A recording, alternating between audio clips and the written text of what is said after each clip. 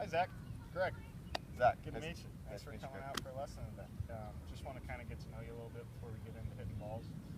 First off, do you have any physical limitations or anything like that I need to know about? I do not. I've never really had any in the past. I've had a little bit of back issues in the past few months, but it's really nothing that I'm just a little stiff from time to time, but nothing that really need to be worked out.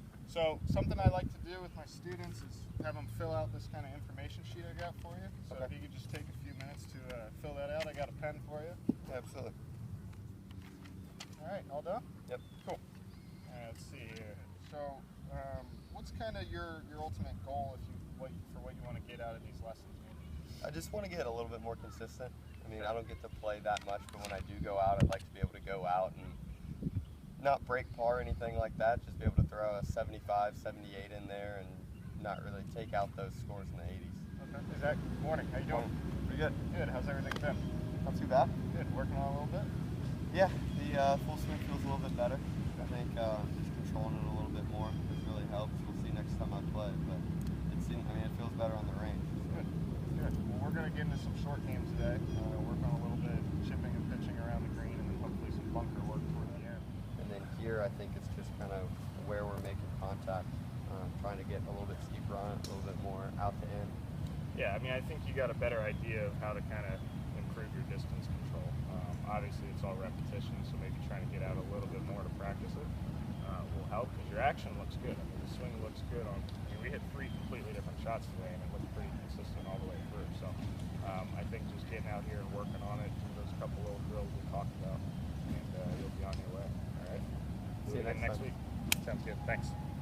You know, your big focus now at the conclusion of these lessons, having kind of gone through everything and worked on everything, I think what we've been able to kind of learn is the shorter you can make it, kind of in general with everything, I think the better it's going to be. Obviously, there's other things that we can still work on in the future if you want to, but you know, I look at some of those shots you hit today that maybe came up a little heavy with the wedges. I mean, that's just a matter of probably taking it back a little too far and kind of decelerating through. So I think just remembering that we want to pick up our speed on the downswing and just go a little slower coming back and a little shorter.